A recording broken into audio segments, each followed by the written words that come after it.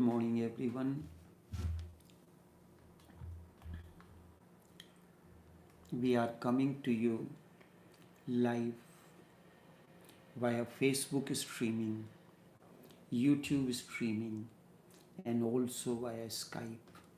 Each one of you is welcome to this live streaming from our studios in Trinidad. Sutras of Vigyan Bhairav Tantra celebrating the Samadhi day of Sheikh Brij Mohan Lal and Osho.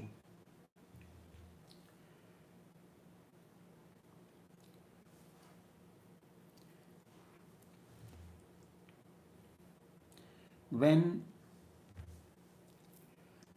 Lalaji gave the Ijazat Khilafat to Brij Mohan Lal, he pointed out four things as the quality. One was always do the work as a servant, duago. You are always ready to serve the humanity. Second, मौत के वास्ते मुस्तैद रहो. Be always ready for death, dissolution. इल्म जाहिर बातिन का बीना हो. Outside knowledge be an expression of the inner. The fourth, जिल्लत को इज्जत से बेहतर जानो. Along the path of the spiritual growth and transformation of human consciousness, whatever troubles, problems, obstacles comes, cherish these. There are each moment two things happen. Choice is yours. Happiness or sorrow. Birth happens. With birth, a journey begins. The master undergoes the process of evolution from where he has left and his journey for the transformation of human consciousness begins. It is for the sake of humanity. When he enters into Samadhi, it is for his own dissolution. Drop merges into the ocean. It is its own pleasure, its own joy, its own experience. But there is one thing more that we have to understand. When the soul is dissolving in the totality or entering into Samadhi, the energy that was encompassed within the finite boundaries of the body and mind is being released. And when it is released, tremendous energy is there. If one is available to that energy, one can be enlightened at the same time. You are using a pressure cooker. The steam is formed within. It remains within. And then systematically, in small portions, excess steam comes out so that there is no explosion. If all of a sudden, all that steam that is there within, that comes out, it is like an explosion. On 17th of January 1955, Sufi Brij Mohan Lal entered into Samadhi. And Osho entered into Samadhi on 19th of January 1990. the events relating to that, how consciously and knowingly both of them entered into life, and how they entered into the ultimate flowering, the death, is very important for us to know. Through these examples, the Master shows how one should live life through the life. And even in the last moment, he gives a message how one should exit from life. Buddha entered into death consciously. Normally, what happens most of the time, people become unconscious at the moment of death. To be totally aware when you are entering, the life force is entering into the existence, is the way of the masters that they teach. You can start practicing when one moment is dissolving into the other. You should be aware totally. When you are going through the vicissitudes of life, a problem has come with your spouse, the things do not work, you are to exit from there. Normally, it happens as a turmoil. The life together was a turmoil. The end moment should be cherished. Consciously exit out of that. This can happen only when you enter into relationship consciously and exit consciously. But this rarely happens.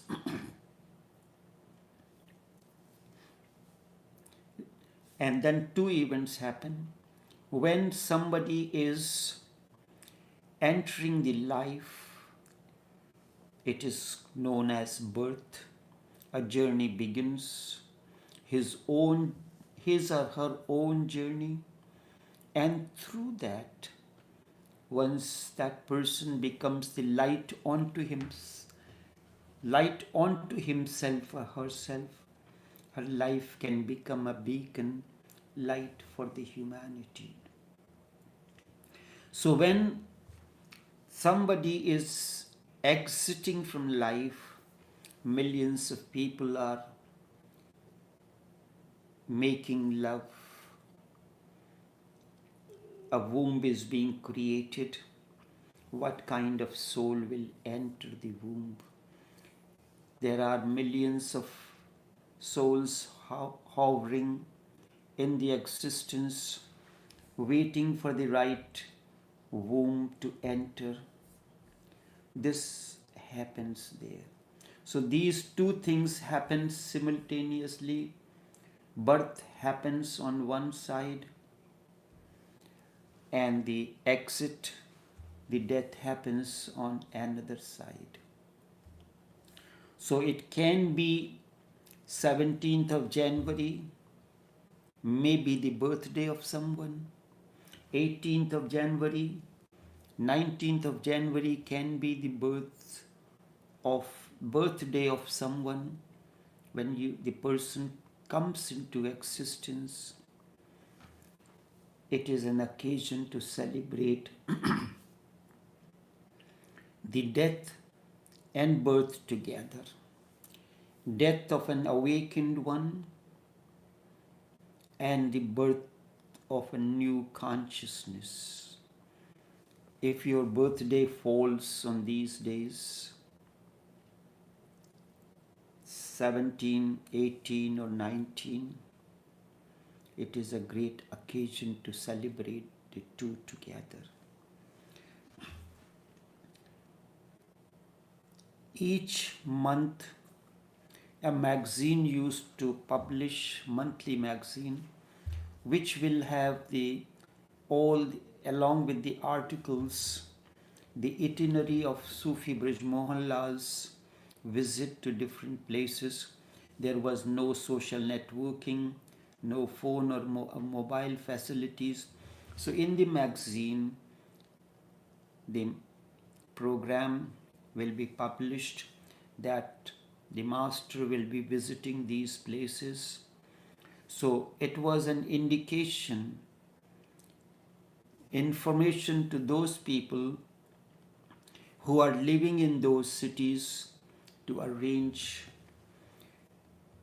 So this year, 17th, 15th of January, when he started journey, his program itinerary to go to Mumbai was there, but return journey itinerary was not there.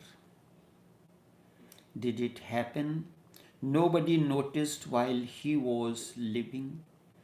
It's only afterwards people realized that he did not give his itinerary to return. This is not by chance, it is with total awareness. And then on the way, he stopped the different cities. When he came to the city where I was born, his daughter was living. He normally used to stay because the distance was short, the time was short, so he stayed by a person who was close to the railway station and sent the message for his daughter to come and visit. But the daughter was stubborn. She said, if father wants to meet me, he has to come to meet me. I am not going by somebody's place. Then when the message reached, he said that she is very stubborn, I have to go. So someone said, you have given her a bad habit. Whatever be, he came and visited. So his daughter asked him, Father, let me accompany you on way to Mumbai. In response to that, he said, with who you will come back with who? There was a veil on her cognition. He said, you will go with me to Mumbai, but with who you will return? The cognition was veiled. This is how the master works. Only one who is very aware, who can understand the hidden message of the master is important. Each master does that. Only a rare seeker, rare disciple understands the intricate messages of the master, who is connected to his innerness. Nobody noticed that. And on his way, wherever city he passed, people gathered, arrived at railway station to visit him, and they had the satsang there. When he reached the city of Agra, from where his brother-in-law came to meet him at the railway station, when he was parting, he told his brother-in-law that on his way back, you will come with us. He had not the slightest idea of coming to Lucknow, where he was living.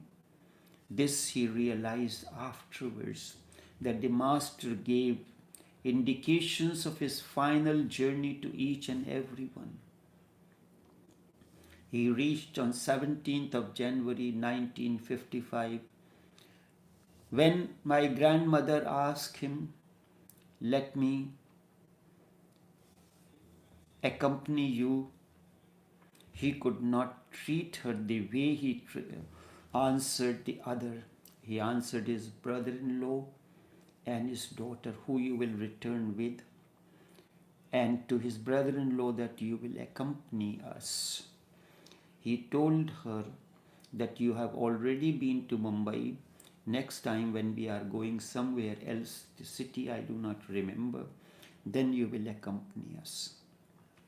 17th of January 1955 in the morning he reached Mumbai. That was the place of the disciples where he stayed. In the evening, the session of the meditation began. He was speaking on the message of forgiveness.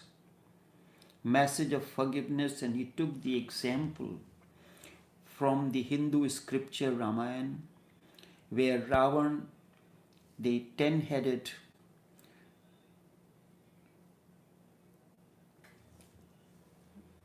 Rakshas demon, he had kidnapped Sita and kept her in captivity, and because of that there was a war,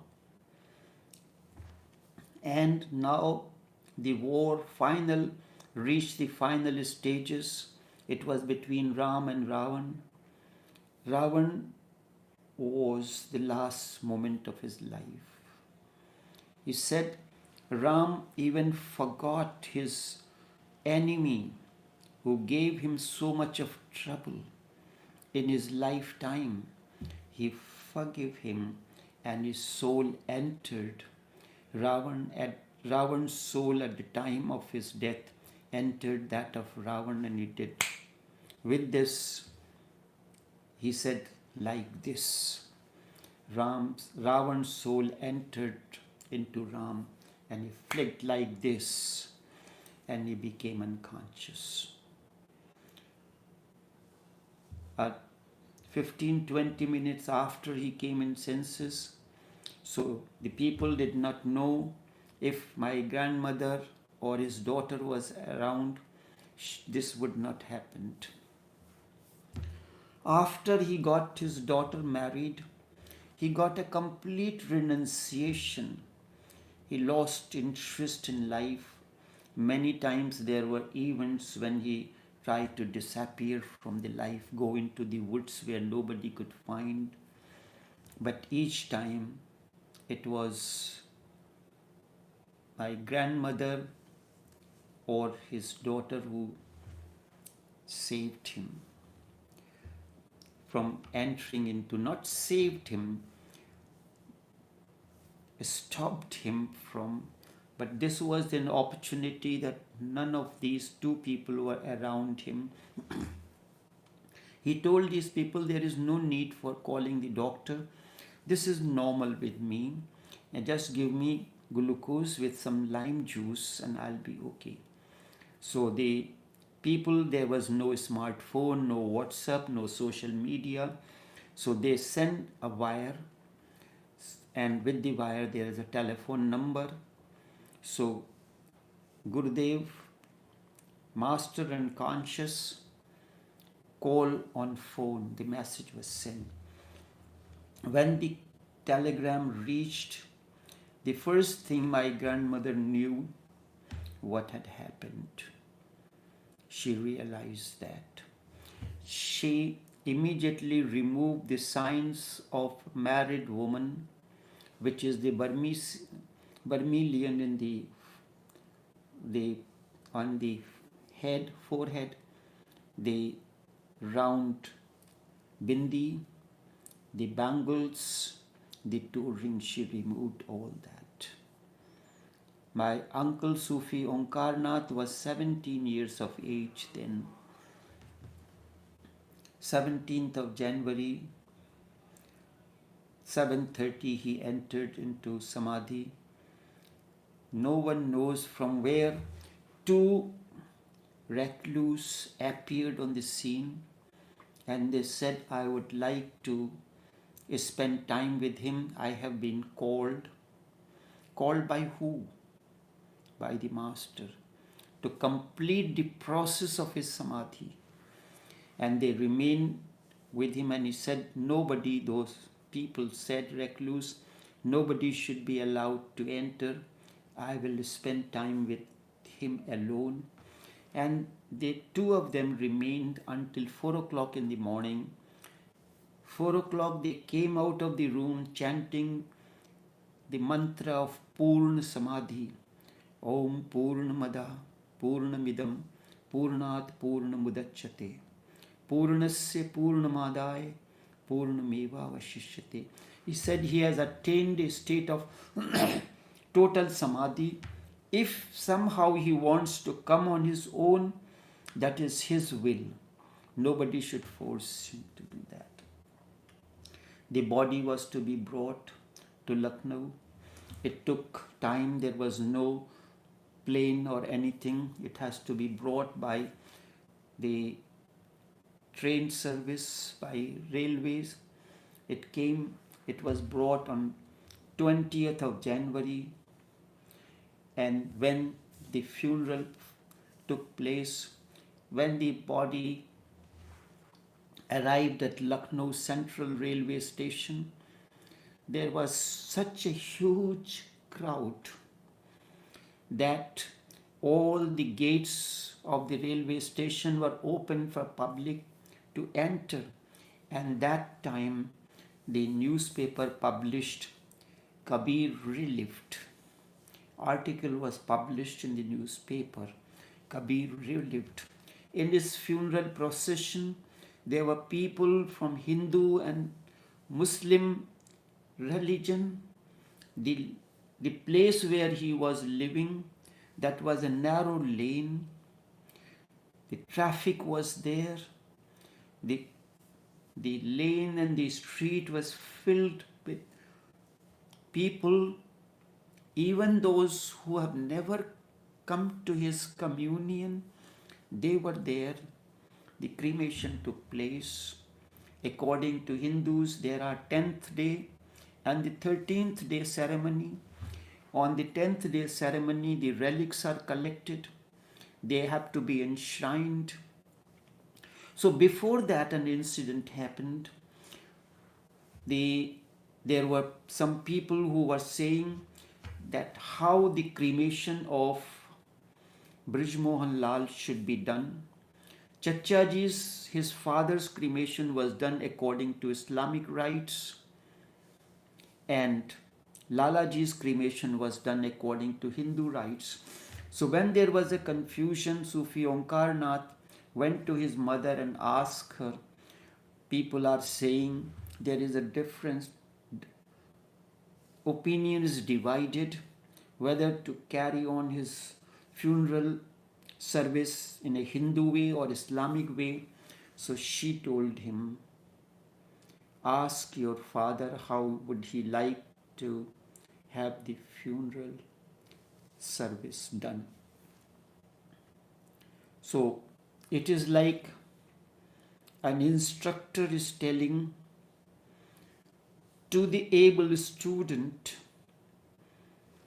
what to do. He closed his eyes and sat in. Whatever he did, whether he sat or stand up, that's not important. Through his intuitive vision, he connected to the consciousness of Brij Mohan Lal and got the message that his cremation should be done the way it was done for Lalaji Raziyallahu Ta'ala. So it was done according to Hindu rites. Now 10th day the relics are collected, and 13th day this is normal, although for a master these things are not necessary, because his transcendence, soul's transcendence happens on its own. But following the Hindu path, they carried on those rituals as well. So when the place was being prepared for enshrining the relics, a place was dug, 2 holes were made. The holes were to be made where the relics that are in a clay pot or a metal pot will be enshrined and then covered up. So Shakuntala Devi, his consort, told him that make 2 holes, one for your father and one for me. That was 1955. And 12th of April 1974, she entered Samadhi.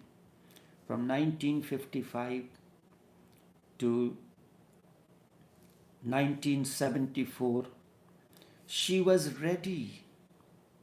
She was staying on the earth simply because she has to complete the unfinished works of her husband, the master. Otherwise, she has no interest in life. Her life was finished as far as his work is concerned. But she has to stay on to carry on the work of the master and to complete the process of transformation of human consciousness. Whosoever she has to prepare, she has to stay on. Whatever were the incomplete works of her husband, she has to continue. She was ready for the final descent. No fear of any kind. The cremation was done. The service was performed. And at the time of his cremation, a kind of a serum, yellowish serum, came out of his nostrils. When something like that happened at the time of Chachaji, when the message was relayed to Maulana Abdul Ghani Khan, the uncle master, he said at the time of cremation, if blood comes out through the mouth, eyes, ears or nostril, that means the person has sacrificed himself at the divine altar. But according to medical science, it's not the reddish color blood, but a kind of a serum that comes out. So for which Sheikh Abdul Ghani Khan mentioned this. This was the life, the way to enter into life consciously. And then another important incident happened, which is very important for us to understand. When the body was being brought in the coffin from Mumbai to Lucknow, there was no direct train or fast train. They had to transit at one place. So my uncle Sufi Omkarnath was somewhat worried. He was sitting on the bench in the berth in the train. A person came to him and sat near him, and he said, you should not be worried about. The lives of such people are a blessing for humanity. Think like that, consoled in his own way. Then my father and his uncle, Omkarnath's uncle, mother's brother, told him that you will have a long way to go, so better you take a rest. So he went on the upper berth to lie down. As he got into sleep, all of a sudden he heard Sufi Brij Mohan Lal telling him, why are you worried? I was just sitting next to you and talking to you. He got up in a rush, in a hush, and he came down and he asked, where is the gentleman who was sitting here? Where is the gentleman who was sitting here? He asked my father, he asked his uncle and the other people, did you see the person who was sitting here? Everyone saw that, whoever was in the compartment. The train did not stop. He could not be found anywhere in the compartment. Train did not stop. It was continuously running. What had happened at that time? How did this happen? It happened, Master manifests his energy on whatever physical being is available at that time for the certain reasons when it is necessary. It is not that the master is doing. Master knows it is happening. It is like this: you are sitting down in your car, you know how the car will run, so you check the fuel system, you turn on the ignition. With the ignition, You can only know how to operate it, but you do not know anything more than that. If there is a malfunction in the battery, tumbling the key, switching off the ignition will not start the car. So you have to switch off, turn on the ignition, the car will start. Then you have to change the gear. So this is the process that you know, but you have no control on the battery. Battery will run on its own. So master is aware what is happening through him, but he cannot make it that he is going to manifest. No, it is not his doing. If it was within him, then the ego may come into. So he is aware what is happening through him. You, just as a driver knows how to turn on the ignition key, put the car in the gear when it starts, and if it does not start its first tumble, then you do it again. So master is aware. So whatever the source is available at that moment, his energy manifests on him, energy field, and it gives an impression that he is there in physical being. At times, disciples experience this. When the master is entering into Samadhi, this has happened with one of our beloved friend, Abdul Ghani. He was visiting the shrine of Jalaluddin Rumi. When he visited Jalaluddin Rumi, he was in search of a master. So a white woman with red hair came running to him, and don't know from where she came. She came and she said, you must go and meet Maulana, Sheikh Nazim. You must go and meet him. And after that, the lady disappeared in the thin air. It was the manifestation of the master to call him. It is not relevant if it was Sheikh Nazim or Sheikh Rumi, but my own understanding is when he went to the shrine of Maulana Rumi, Jalaluddin Rumi, the way was paved. A message was sent, a desire was created in him that your search for the master is over now. But he has to get the location of the master, the name. So for that, Jalaluddin Rumi did that work, make the arrangement for Abdul Ghani to meet Sheikh Nazim and send the message to Sheikh Nazim that you call this person. So this woman appears from nowhere, gives him the message and disappears in the thin air. So Rumi made the acquaintance, message was given to Abdul Ghani from Sheikh Nazim, and he went to meet him. Things happen mysteriously. Masters are aware of these happenings. This was the way Sufi Brij Mohan entered into.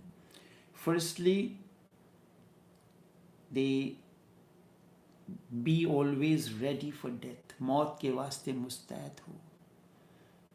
इल्म ज़ाहिर बातिन का बीना हो. The outside knowledge should be a manifestation of the inner.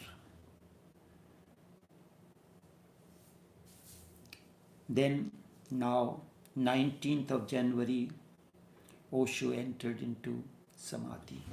He was ailing for some time. So few days before he stopped coming, in the evening every day he will come to Buddha Hall for evening White Brotherhood meditation. for a little while he was not coming. So when the doctors who were attending him realized they were also his disciples, they started crying. Tears were in his eyes. Osho told him, "This is how you bid farewell to an awakened one? Is this the way?" Then he told him on 19th of January 1990, from his room, that was the place where he was living, Lause House, his residence on the same campus, Osho Commune International, "Take me to Buddha Hall for 10 minutes. Listen to the words carefully. Take me to Buddha Hall for 10 minutes, and from there, take me straight to the cremation ground. You do not carry a person who is alive for the funeral rites to the cremation ground." So Osho's body was carried to Buddha Hall. He stayed there for 10 minutes, and he said, "Exactly after 10 minutes, take me straight to cremation ground." It is obvious that a living person cannot be taken for the funeral service. Must have died. So what time did Osho's body left the soul left the body? In his room, Lause House, he was fully alive when he spoke to Amrito and his physician that, "Take me to Buddha Hall for 10 minutes. For 10 minutes he remained with the disciples who were there. Before that, every evening for the White Brotherhood meditation, they will gather. The Master will commune with them from his Lause House. That evening was the final descent, final journey. The life was a celebration, the death should also be a celebration. At that time, to show our affections and emotions, we cry, we feel that crying makes you, that you are really devoted. That time you create problems for the descent of the soul. So let the life be a celebration.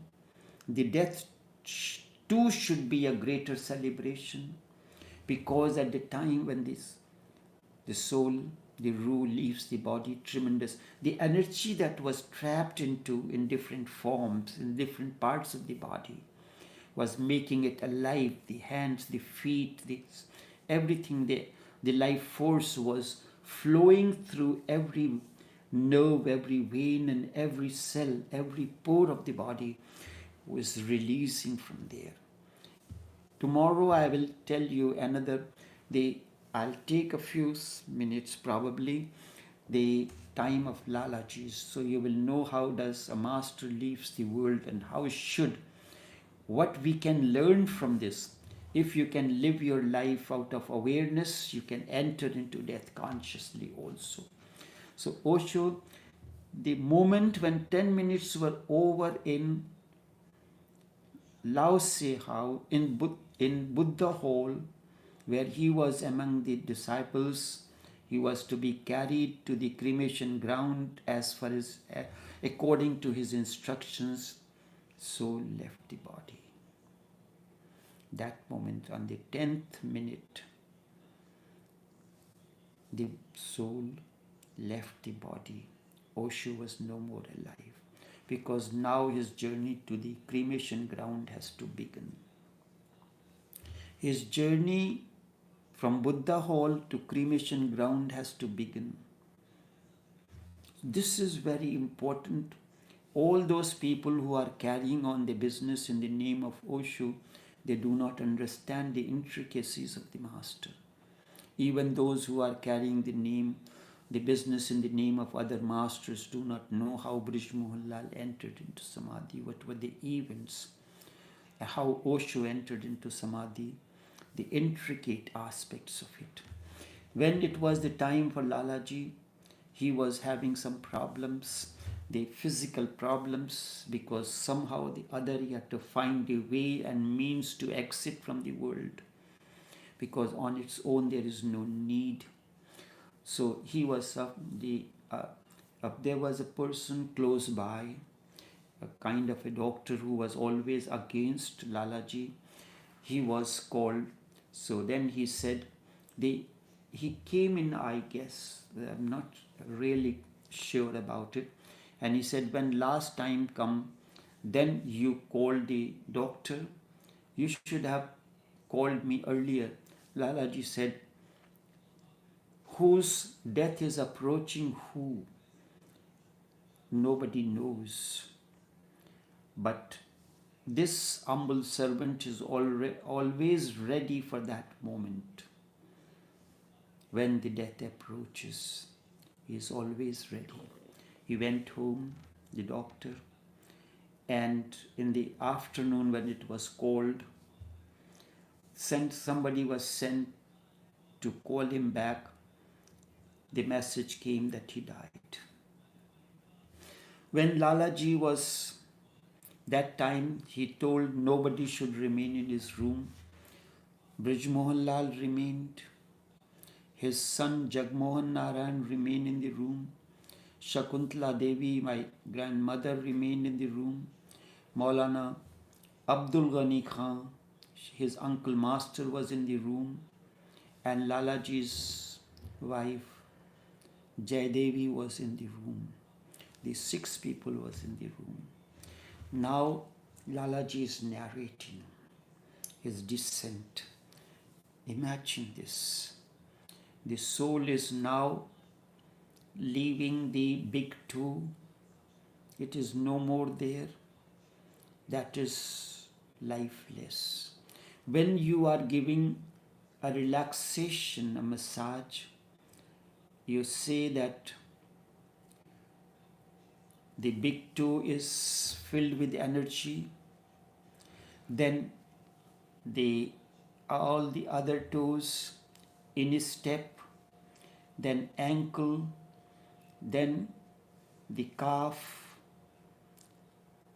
feel the calf is relaxed, then slowly and slowly you start from there and come to the highest part. This is here.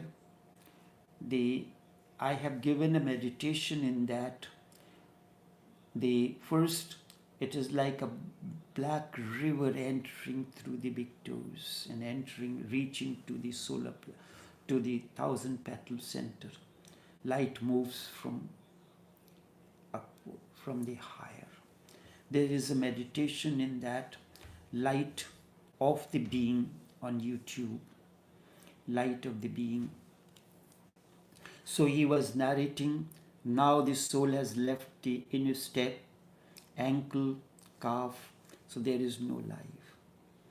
When slowly and slowly he reached all the points, when he reached the throat center, he said now the soul is the energy field, because in scientific term we call it energy field, but in religious terms we call it ruh or soul or atma. The energy field is releasing from there. Now it is leaving the throat center. I will, after this, as it leaves there, I will not be able to explain anything thereafter. This is up to here I can speak, because this is the center of expression, Vishuddha Chakra. Above that is the transcendence, is the beyond. Below that is the world. So this center is very important. The moment something happens to you, a little bit you start magnifying it. So when one starts getting the inner experience, mystical experiences, tremendous desire comes to express it. the master said, abstain from that until the master tells you, now you are ready to do this work. Now you can go and share. Otherwise, there is tremendous desire to express it, and that is the obstruction. You are at that junction. There are in the plane, in the air flights, as well as in the train or the local trains, there are the junction point. When I was in Boston, I was staying in a place which was almost 35 miles away from the outskirts, from the central station. So all the businesses and everything is around the central station. So from where the subway, the local trains will go to all different directions. So we come from, my friend will come from Flamingo. I am coming from the other side. We meet at the central station from where we start our journey. So this throat center is that junction where you are in transit, like you are going from there is no direct flight to certain cities. So you go from Washington or New York. New York is the junction from where the flight takes place to different parts of the world. When I had to go to Tokyo, I had to be in transit in New York. So in the same way, this is that transit point from where you can go up beyond, or you can come back to the world of duality. So that was the moment. At this moment, when energy reaches the throat center, one has to be very cautious and be more introspective, allow that energy to precipitate, concentrate within, so that it can reach the beyond. Activate the third eye center, which is very important. But when it reaches in the process of transcendence, the energy reaches the third eye, the throat center, tremendous desire comes in an individual, in the seeker, to express it. That is disastrous. So at that junction, Lalaji said that now the soul is leaving the throat center. After this, I will not be able to explain anything. Now the soul enters from one point. It can exit. It can exit either through the third eye center. It can exit from the center in the skull. In Tibet, there are the bodies, they preserve the bodies of certain people.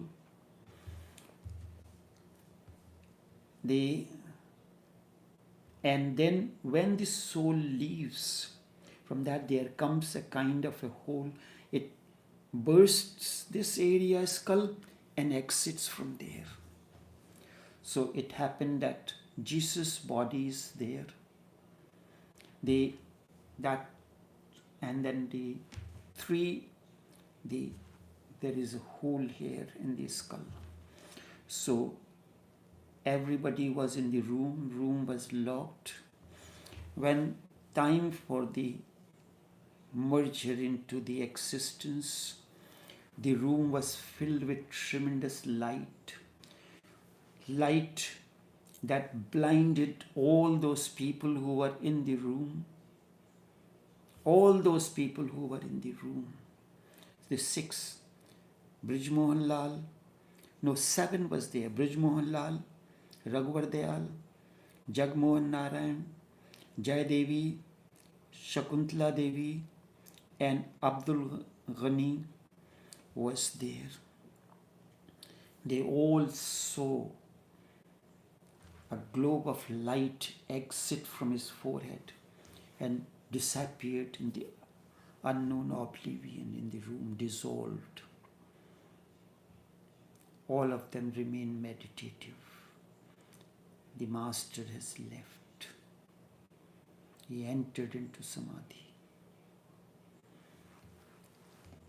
This was the way a master is supposed to live. Now this can apply to you. How it can apply to you? Each moment something is dying in you. You have problem with your spouse. There is possibility of death. The separation, this is death of that relationship. Death of a particular event that is happening in your life. You can exit in that way. So that tremendous light is released and you absorb that. When there is a separation from your spouse, when a particular circumstance and situation, according to the event, the light will be of that. Each relationship happens because of the interaction between the two lights. Life comes into existence with the interaction of ovum and sperm. The spark of love kindles up in you when anima and animus are united into one another. When the relationship begins, the love in man, positive energy, merges into the negative energy, the love into the female. The relationship blossoms. When it exits, the two energies have to merge into the system. Now, simple example of that is you have an electrical appliance. When you switch on, the positive current comes from the external source into the brain of the electrical appliance. The negative is generated to that magnitude to neutralize that. When you switch off, what happens? The positive current goes back to its own. The negative current remains back there. And then your bulb is switched off. Your appliance is switched off. So when the positive current from you went into the negative, merge with the negative current in your spouse, illumination happened in the form of relationship. Now it has to recede back.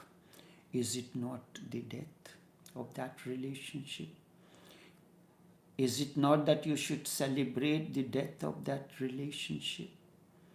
Allow it to return consciously, just as we dispose of the garbage wisely.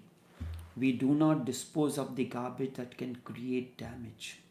There are biodegradable garbage. There are garbage like the needles when an injection is given to you. They have to be disposed of differently. You allow the energy to recede back. Then you have enjoyed the relationship. You enjoyed using all the ingredients to cook the food. You must know how to dispose of all those garbage, because that now is, that relationship is in the form of a garbage now. It is of no use to you. You have to dissolve it, return to its source in the same way as light merge into the existence. If you do that on a day-to-day basis with each and every event, then you will know how to enter the existence at the moment when death approaches. The life of the masters teach us that. Only this much for this morning. Until tomorrow, take care and do have a pleasant day.